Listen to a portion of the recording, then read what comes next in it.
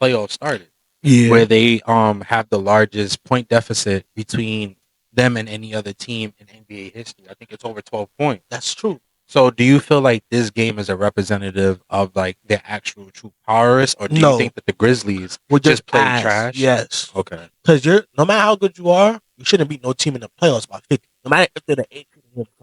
So are, is this a part of the Grizzlies' identity, or do you think that they just had a bad game? Because this is I'm not not gonna. something we normally I'm not see gonna from be them. nasty. Mhm. So I'm not gonna say. I'm just gonna say they have a bad game. Mhm. But I will say having a bad game and then just rolling over on defense is two different things. You cannot score and like still give effort on defense. Yeah. There's no way you go into halftime, you come back out of half, and you let a team score 44 points in a quarter on Yeah. that should never happen. Out of half. Like, come on now. Y'all just rolling over because y'all know y'all lost the game. Y'all in the playoffs. Fight for some respect. No, seriously. So a game that I kind of want to like talk about is the Magic and the Celtics, right? So the ending score doesn't It tell doesn't the tell whole story yeah. of the actual game. Like Because the, it it was was a a dog fight. It was it a was dog really fight. was. And remember that the Magic have a lot of playoff debuters on their Yeah. team, and they're going against the defending champs.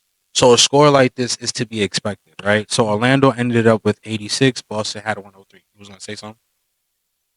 I would say like the final score does not show how the game actually was, but realistically, that score is how the series might go Yeah. because Yeah. both Jason and Jalen both had bad games shooting the ball from three. I believe Jason was 1 of 8 and Jalen was like 0 of 4 or some shit like that. So they had bad shooting nights and they couldn't really like do what they wanted. They rolled up like Derek White and painting pictures like float. If y'all want to win a series, a game like that, y'all have to come out and win. Unfortunately for Orlando, they lost. I don't know how they like because they're not gonna get another game like that where both Jalen and Jason do Mhm. nothing. So it's like if you lose a game like that, how do you expect to win a series? Both of them are gonna be on. Yeah, at some point in time. So again, just to give a little insight, Jalen Brown did 30 minutes and 16 points. Jason Tatum, 40 minutes and 17 points. But he did give us a double double, 17 and 14 rebounds, 4 assists, 1 steal, 1 block. And he was plus 23 with 4 fouls, 8 for 22 for Jason Tatum, and 6 for 14 for Jalen Brown. Personally speaking, just looking at these stats, right? I think that Boston is really, which is going to sound crazy to a lot of people, but Boston is my favorite to actually repeat. Reason being, they've kept their identity the entire season, right? And this right here shows that they have enough power off the bench and enough shooting off the bench. Now, granted, they shoot a lot of threes, right? But it works because now you have slashers and drivers for when they pull out the defense, and then you have people like Jalen Brown who could finish, Jason Tatum who could finish, Kristaps Porzingis who can finish. You have let me see who else, Derek White who could finish, Pritchard who could finish. That's naming what half the team, and then the other half, all you got to do is play defense and shoot threes. So it's a 3-and-D team and a 3-point lead team. I mean, a 3-point lead. So if you really think about it, the Celtics have structured their organization and their play style and their identity around actually like being successful in the NBA. I think they took a big page out of the Warriors beating them in 22. So, um, I personally, and this hurts my soul because I am a Laker fan through and through. I bleed purple and gold, but I do feel like the Celtics are a favorite to repeat because the threats that could actually do something in terms of like size, experience. We're not going to say scoring because Boston doesn't score high, but they also play hard defense to the other team doesn't score high either. So it balances out. So the only teams that I feel that would maybe be a threat in the Celtics' actual run, starting with the East, the Cavs, And that's my and that's my that's it, champion right there. and that's it. The That's my champion Cavs. for the season. Um, I feel like all the other teams in the East are too close, and they're gonna beat each other up by the time they get to Boston. So between Milwaukee and the Pacers, they're too close in talent. They're gonna be tired by the time they get to Boston. Then you got the Knicks and Detroit. Detroit are They gonna fight each other. they're gonna fight They because they gonna have hurt, nothing to They lose. gonna bleed. And They then you gonna got a coach like win. Tom Thibodeau for the Knicks. He's gonna They run his gonna run starters. their So we already know how that's gonna go. So then you get what I'm saying. So there's always something with the rest of those teams except for the Cavs. The Cavs have proven throughout the entire season with their core. They're gonna be consistent. Yeah, they're gonna be consistent, but none of them have playoff success experience. That's true. Other than Donovan Mitchell. But they also do have arguably the best defender in the league, Evan Mobley. Probably, yeah. And Donovan Mitchell is, to me, the best shooting guard in the league too. So if you got him higher than Jaylen Brown, yeah, I think he's like one of the most clutch players in the league too. So wait, what's Shai, a point or a two? He played a point. He's actually a two. I think Donovan Mitchell is better than Shai. No, but I think Donovan Mitchell. I think Donovan Mitchell you need a bucket, you need a shot. Mm-hmm. Donovan Mitchell is that. That's him. He's gonna take that last shot, and more times than not, I believe he's making that. So when you have the best defender in the league to me, and a closer like Donovan Mitchell, I think you could get through and beat Celtics. All right, so not to put any one player down. If you had to put it in terms of most clutch to least clutch in these top three, you got Malik Monk, Shai, and who did we say? Donovan. I'm putting Donovan first. Donovan first. Who's second? Like Malik Monk is super clutch, and that's what I'm saying. He did win Clutch Player of the Year. But the only reason I want to put SGA is because the ability to just get to your spot and then get to the line plays a huge factor. So the one who actually won the award is going third, and the other two are going first and second. I think Donovan is more clutch than everybody on the list, but I do think SGA ability to get to any spot he wants and then draw contact is the best in the league. So I think that plays a huge factor.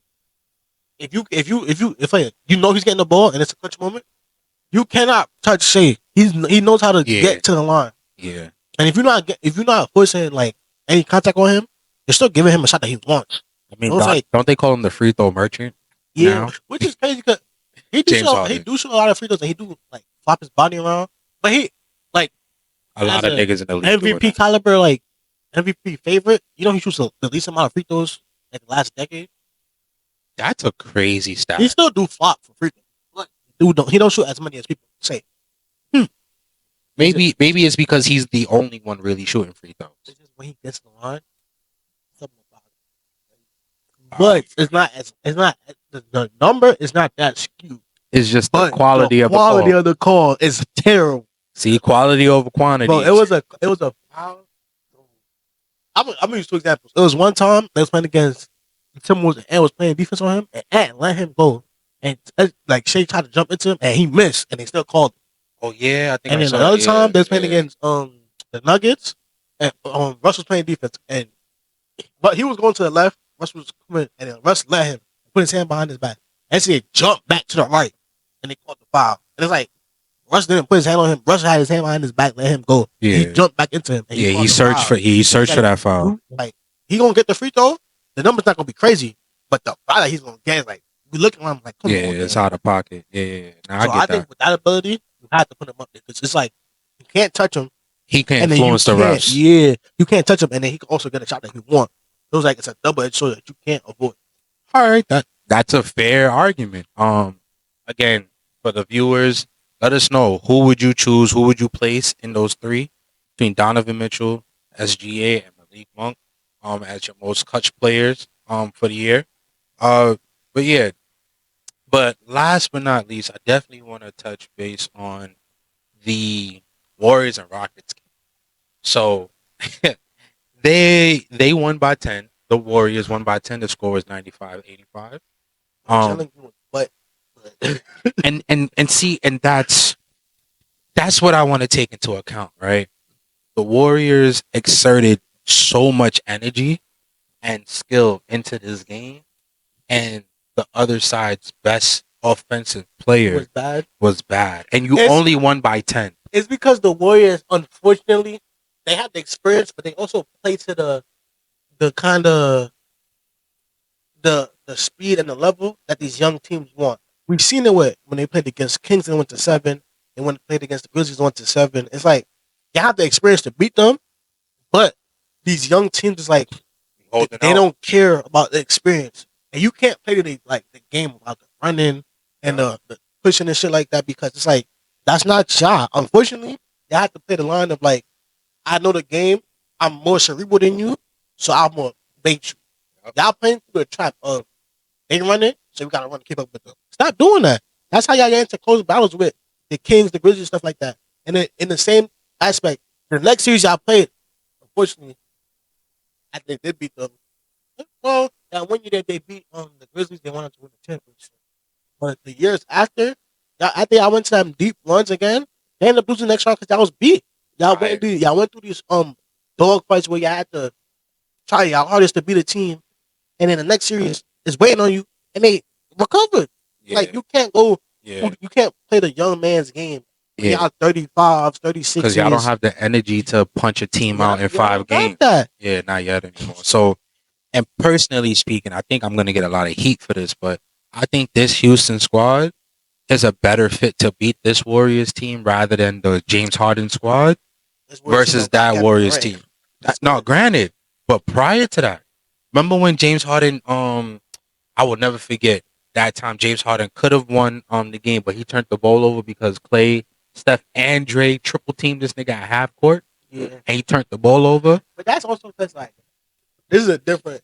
But this is what I'm saying. Jalen Green in that situation, he would pass it out. Hopefully, Jalen Green might do the same shit. Hopefully, he would pass it. I don't think that he would, just for the simple fact that he has way too many options on the court for him to do Yeah, that's that. a fact. James Harden at the time didn't really have that many options other than. I would agree with you that this is the best Rockets team to possibly could go against a Warriors team, and also this is a lesser Warriors team, so that's also played a part. Yeah. So that's true. I'm not gonna discredit because James went against the top Warriors team. Yeah, This is not to that level. but for the Rockets, I want to give kudos and the flowers to the Rockets because not for nothing in a stacked Western Conference, They jumped it. yeah, jumped They it, jumped and to the second seed after not making them play in last year. So I'll give them a respect. you know what I'm saying? They having that OKC type trajectory on that same level. Because the year before OKC when number one last year, they were out. They were 10th in the playing. Yep. So it's like you go from 10th first, you go from 11th second. It's like that huge jump to jump everybody else. He got to get coach of the year. He has to get coach of the year. It's him or the coach for the Pistons. Those two, yeah, they did their. Take losing programs and switch them around. Yeah. Well, I'm not saying easily, but so quickly. Yeah, for sure. Because that was a hell of a turnaround. Warriors and them other teams better get them right now. Because if they don't, but it's another OKC. Yeah. If you don't get them early, unfortunately, they're gonna get better. Yeah. Whatever they realize they don't got this year, they're adding to it next year. So it's like, damn. Rockets got that space and time, and they're becoming marketable. Like players want to go over there. Young players that they could trade away to get veteran pieces or to get picks that they might work. Like it's just tough. The Warriors gotta beat them now before they get better next year, and it's worse for them. So my question to you, right, and then I'm gonna answer it after. What do you think the Rockets need to do now to beat the Warriors? What would they need to do right now in this series to beat the Warriors to get to the next round? Settle in. Play with a little bit, like I feel like they feel that because they're young, that they hear, they can't think like that. They gotta move like, all right, we in the playoffs, yeah, but we move with the hunger that we had last year. We were trying to chase down the Warriors to get into the play. Like we're trying to get somewhere. Just because we're number 2, they come to they ain't want to win a championship. We don't know what we want. Let's play with some type of hunger. Like, They was winning in the first quarter, and then they got bum rushed after that because they just felt like they was too high. You gotta refocus. And Ime is gonna get them refocused, but they gotta settle in. Jalen can't have a bad game like that. They just gotta understand that we're not playing a regular season game where they're not gonna adjust. Nah, we gotta realize we gotta settle in right now because we gotta play them another hopefully 5 times and beat them 4. Like we gotta win. Yeah, We have to find a way to win. We gotta do something. Just gotta settle in. And if they could do that because they're young, it's hard to do that when you're young to settle in and like have that cerebral mind to know that okay, it's gonna be a tough game. I'm gonna have to figure out something. I'm gonna have to change up the matchup. I'm gonna have to take less of these type of shots. Either giving me a left hand drive. Let me take the left hand, or they playing back off me off a down screen. Let me take the jump shot when he go under. Like they're gonna have yeah. to study stuff like that. And it's a young team, so I don't know if they're gonna be able to do that. I I hear what you mean.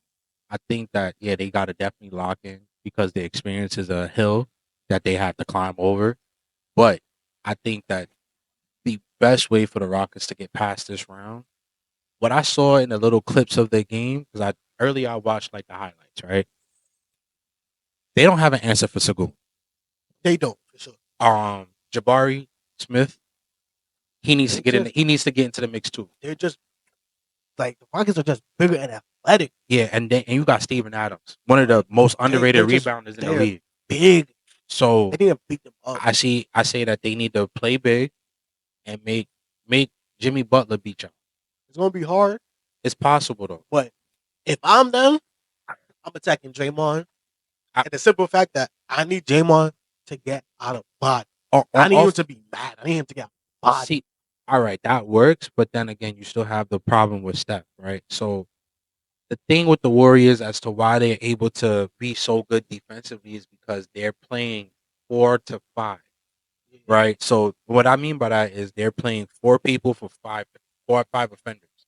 So their fifth man, which is Steph, is always hidden in the clouds or whatever, and he's always playing off while everybody's But playing man. He's playing off. If Draymond is off the court, there's no hiding nobody. It's not hiding. Right. That's why I think if they attack Draymond, You need to get the pick and roll switches, get Jalen Green, well, get Steph to guard Jalen Green, force that matchup, and then get him into the foul. You do that every game. You don't have to worry about the experience because now if you get Steph Curry in foul trouble the first half, you capitalize on that. He doesn't come back to the start of the third. If you get him in foul trouble by the start of the second, you have the entire second quarter to do what you got to do. All right, welcome back, welcome back, welcome back. I am your host, JP, Kyriesuperfan. and we are here with another episode. Let me take this tag off. I On don't need to nobody knowing where we at, what we doing. But we are here doing another episode of Full Circle Sports. The NBA playoffs is here. I'm excited, even though I haven't really seen too many games, but I watched yeah. all, but a little bit of the Warriors game. I was preoccupied doing other stuff. But yeah, let's get into it. I know a lot of parlays was like fucked up over the A weekend. lot of parlay. Shit, my parlay. I bet on that. I bet on every game except the Warriors game because I wasn't gonna watch. I was gonna one. None of my shits hit. Let me start first. None of my shits hit. How many parlays did you drop? Let's start off with that. How many parlays did you Wait, drop? how many games? There was 4 games each day, so I dropped 7 parlays. So you want 0 for 7? Yeah, but I'm gonna explain why I went over 7. I'm gonna Okay. explain exactly why. Let's hear it. Starting with the first game of the day, it was Denver, LA. Great game, great game. I'm gonna keep it a buck. I knew Jokic was gonna score. I knew he was gonna pass. I had Jokic.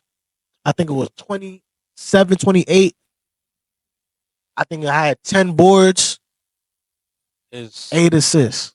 Yeah, his numbers were 29 points, 9 rebounds, 12 assists, 3 steals, and he clocked 46 minutes in that game. Mind you, he cooking. I'm not gonna. He cooking. They won the game. I had James Harden too, 20 points, 3 threes. I had him. He hit his points too. Jokic hit his points too. I was like, oh yeah, I'm lit. Kawhi hit his points too. I'm like, oh yeah, I'm lit.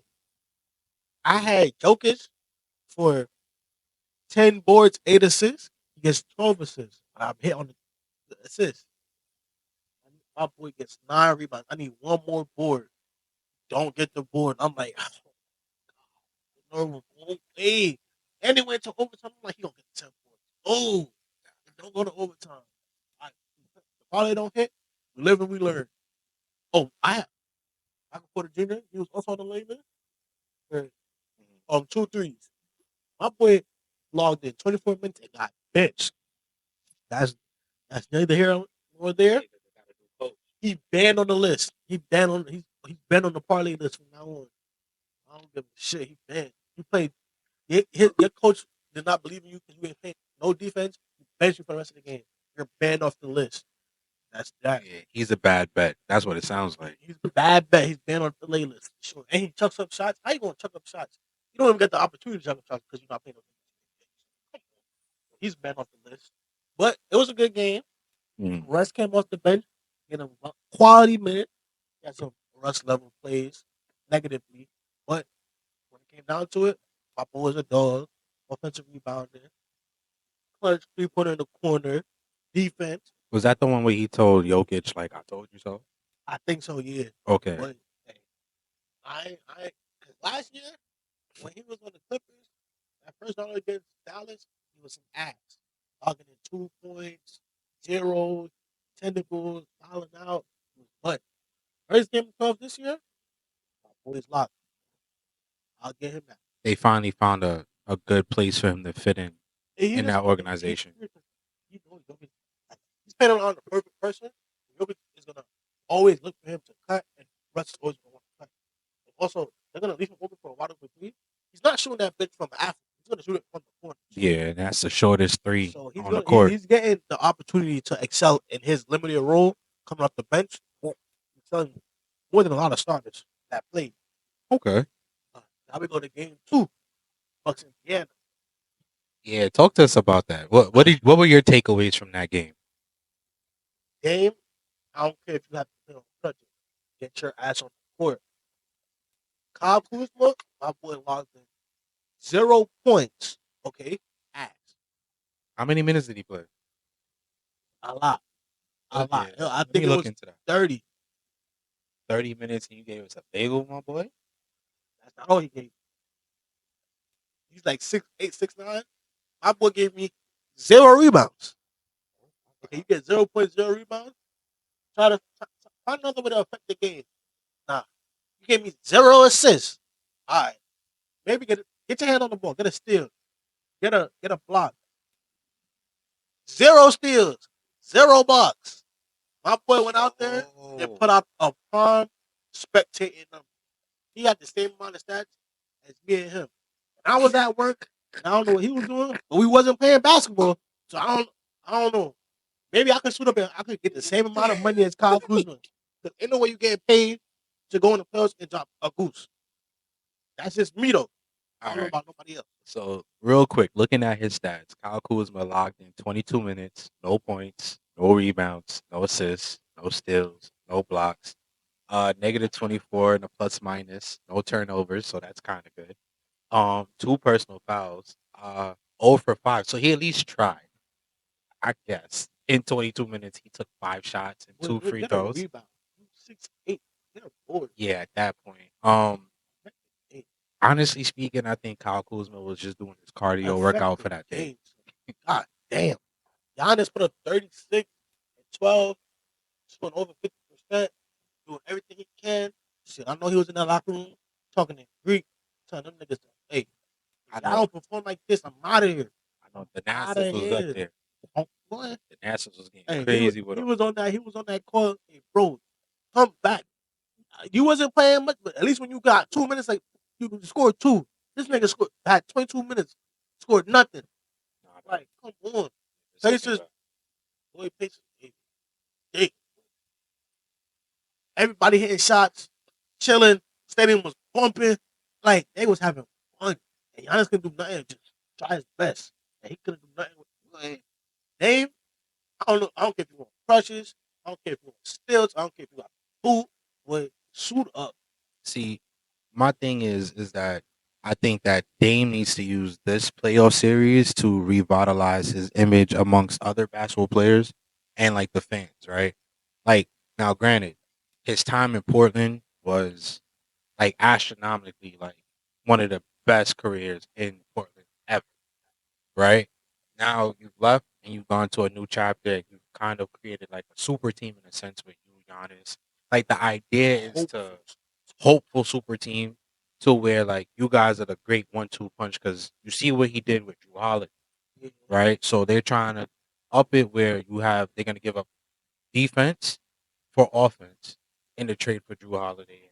Well, that whole transaction, let's call I'm it gonna that. give him. I'm gonna give Dame the opportunity to come out and do something because he didn't play the first game, but he's gonna have to do a lot. I say if he comes back game 2, he's not turning up until game 4. He has to get a feel back. They don't got the opportunity for that. You gotta come in and instantly do something. Sorry to tell you, you got pressure Yeah. because now we know that there's no way out with this series. Yeah. But So just asking the viewers here, how important do you think Dame is going to be, and what kind of stats does he need to make a positive impact on the Bucks this playoff series? Make sure you write in the comments and below. But moving forward, I know we were talking about Jaren Jackson Jr. and the Memphis Grizzlies earlier. I'm gonna just put my Joe, mic down and listen to this Joe, one. this mind you, it's the first game on Easter Sunday, boy. I'm thinking, oh yeah, it's lit basketball. I'm chilling. I'm like, dude, I'm gonna put a good little parlay. I'm not even gonna overdo stats. Jaren Jackson, 15, 4 boards, 1 block. Mind you, All Star should be scoring 15 in the playoffs. Mind you, from a defensive player of the year, should get at least 1 block. So I'm like, all right, game start. Memphis is up by I think like 4 in the first quarter. Damn, god damn, boy was that deceiving. Not only did they not end up winning the game, they just get blown out. This was the largest playoff loss In NBA history. in history And since the shot clock era. quick question?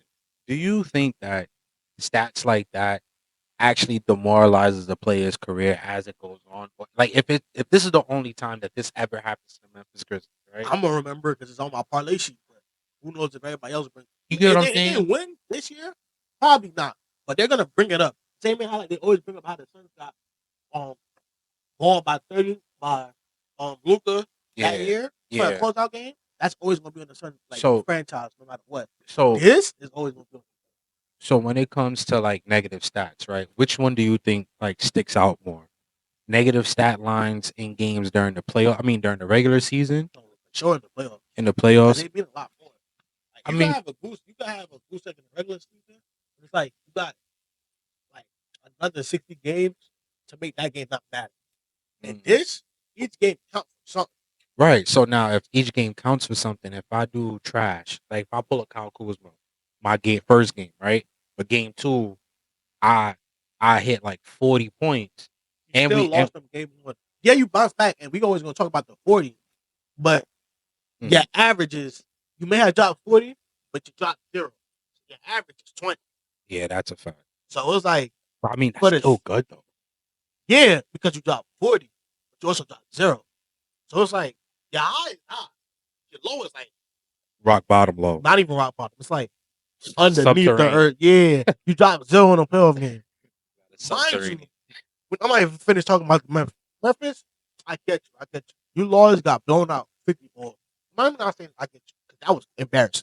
But y'all ain't playing no defense whatsoever at all. Them niggas was having wide open layups. Them niggas was dunking. Them niggas was old boys swing out 3, no rotation.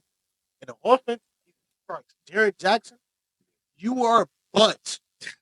I'm not gonna lie. I was on TikTok. One of my people I follow, I always interact with him. I literally say my parlay is not gonna hit because Jaren Jackson, I have 15. His bum has 2 at halftime. And I know SGA is not gonna get 20 plus because they're gonna sit him on the bench because Memphis is so ass. And at the end I put, Ja, please, at least throw a grenade or something. Boy, he did none of that. Jaren, I don't know how the fuck you were an All-Star this year and you dropped that bum ass shit. Mind you, this year in All-Star game, he said, I can beat Kyrie Irving on one-on-one. Boy, if you ever say that shit again, you are butts. You and me are on the same level. The only difference is you're 6'10 and I'm not. I can do what you just did. You missed a wide open layup. You made a 3, you stepped out of bounds. Well, your ass. Please do something next game. Do something. You're off the lay list, but do something. Make this competitive. Yo, Please. He's talking about 50. SGA had 15 points. Step up. So Fight back. just to give everybody who didn't get to see the game like me, just to kind of give you a rundown we're just gonna do the stats for each team and just show you the disparity between them two. So the overall score was 80 to 131 in favor of OKC. So that's a 50. So It's a 51-point it was blowout. 40 to 90 something at one point. And the starters were in. I was looking at the score like, why am I even still on this bitch? And it was 12 minutes in the third quarter. And Boy, that ruined my day. Somebody on Twitter said, put this game on Tubi. Bro, damn, that shit was ass. Tubi is That shit was crazy. ass. Like, that looked like a preseason game. I swear to God. That might have been the worst that might have been the worst playoff game. Nah, I even might. That's the worst playoff game ever. Ever. Yeah. So first quarter, Memphis scored 20. OKC scored 32. Right. Respectable. Second quarter is where it starts to get a little out of hand. Second quarter, Memphis scored 16. OKC beat them by 20. Damn. Third quarter, 27 points for Memphis, 44 points for OKC. You go into halftime and you play worse B. Yeah, and you just give up more buckets. And then the fourth quarter, 17 and 19. These look like 2K numbers. Mind you. Like on rookie mode. OKC in the second and third.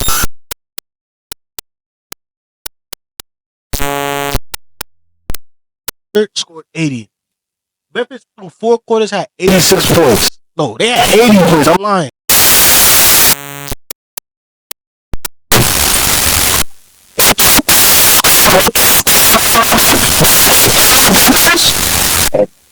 Sure.